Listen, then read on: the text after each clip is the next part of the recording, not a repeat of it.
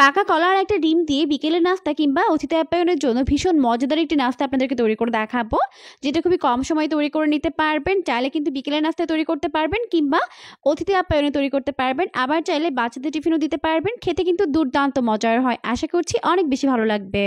নাস্তা তৈরি করার জন্য এখানে আমি নিয়েছি পাকা কলা। আপনারা এখানে যে কোনো কলা ব্যবহার করতে পারবেন। এখন এখান থেকে আমি 2টা কলা নিয়ে নিচ্ছি।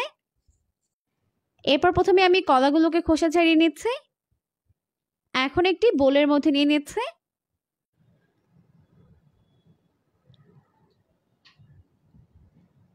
এরপর এর মধ্যে একটি ডিম ভেঙে নিচ্ছি। আর ডিমটি অবশ্যই রুমের নর্মাল তাপমাত্রার হতে হবে। এখন এর মধ্যে দিয়ে দিচ্ছি 1/3 কাপ পরিমাণ চিনি। আর এই চিনিতে কিন্তু পারফেক্ট মিষ্টি হবে। তবে যারা কম মিষ্টি খেতে পছন্দ করেন তারা কিন্তু চাইলে এখানে 1/4 কাপ চিনিও ব্যবহার করতে পারবেন। এখন প্রথমে একটি কাঁটা চামচের সাহায্যে কলাগুলোকে ভালো করে ম্যাশ করে নিচ্ছি। একটু সময় নিয়ে ম্যাশ করে নিতে হবে, যাতে এখানে কোনো লাম্পস না থাকে। এখন সমস্ত উপকরণগুলোকে একটু সময় নিয়ে ভালো করে মিশিয়ে নিতে হবে। এটাকে ততক্ষণ পর্যন্ত মেশাবো যতক্ষণ না পর্যন্ত চিনিগুলো খুব ভালোভাবে গলে মিশে যায়। ততক্ষণ পর্যন্ত এইভাবে ম্যাশ করে নিতে হবে। তো মেশাতে মেশাতে এখন কিন্তু সবকিছু একত্রে খুব ভালোভাবে গলে মিশে গেছে। এখন আমি এর মধ্যে অ্যাড করে দিলাম 1 টেবিল চামচ পরিমাণ সয়াবিন তেল আর 1 চামচের 4 ভাগের 1 ভাগ পরিমাণ ভ্যানিলা এসেন্স। তো আমি চাইলে কিন্তু এখানে ভ্যানিলা এসেন্স বাদ দিতে পারবেন, কারণ কলার কিন্তু একটা নিজস্ব ফ্লেভার রয়েছে। এরপর আমি এর মধ্যে অ্যাড করে দিচ্ছি 1 কাপ পরিমাণ ময়দা আর দিয়ে দিচ্ছি 1/2 চামচ পরিমাণ বেকিং পাউডার। আপনারা এখানে বেকিং সোডা ব্যবহার করতে পারবেন। এখন প্রথমে সবকিছুকে খুব ভালো করে মিশিয়ে নিচ্ছি।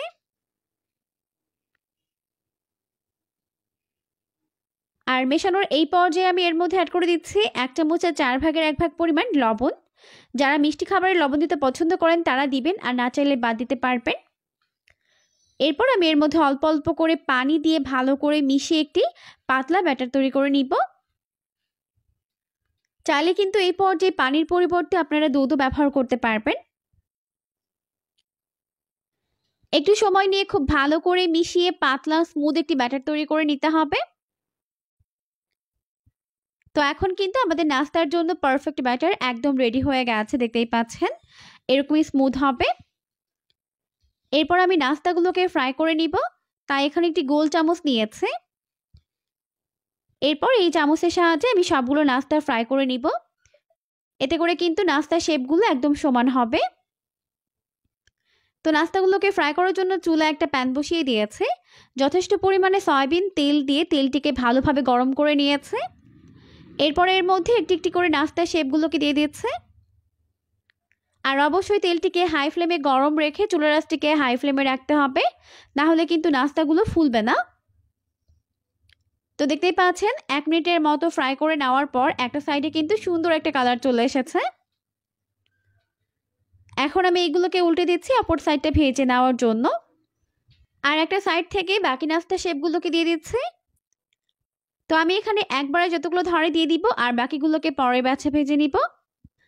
আর 1 মিনিটের মতো ভেজে নেওয়ার পরে কিন্তু চুলার আঁচটিকে একটু কমিয়ে দিতে হবে, না হলে কিন্তু উপরে খুবই দ্রুত কালার চলে আসবে আর ভেতরটা ভালোভাবে হবে না। তাই একটু সময় নিয়ে মিডিয়াম আঁচে এগুলোকে ভাজতে হবে, তাহলে কিন্তু ভেতরে এবং বাইরে সুন্দর একটা কালার চলে আসবে। তো একটু সময় নিয়ে নাস্তাগুলোকে উল্টে পাল্টে 2 পাশ গোল্ডেন ব্রাউন করে ফ্রাই করে নিয়েছি। এখন ভালোভাবে তেল ছড়িয়ে এগুলোকে তেল থেকে উঠিয়ে নিব। এরপর বাকি নাস্তাগুলোকেও সেমভাবে ফ্রাই করে উঠিয়ে নিতে হবে। তো এই পর্যায়ে আমাদের সবগুলো নাস্তা ফ্রাই করে উঠিয়ে নেওয়া হয়ে গেছে।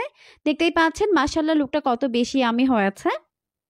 অনেক বেশি সফট আর তুলতুলে নরম এই নাস্তাগুলো কিন্তু পরিবারের ছোট বড় সবাই অনেক বেশি পছন্দ করবে। আশা করছি রেসিপিটি আপনাদের কাছে ভালো লেগেছে। ভালো লাগলে অবশ্যই বাসায় ট্রাই করবেন। পরবর্তী ভিডিও দেখার আমন্ত্রণ জানিয়ে বিদায় নিচ্ছি। আল্লাহ হাফেজ।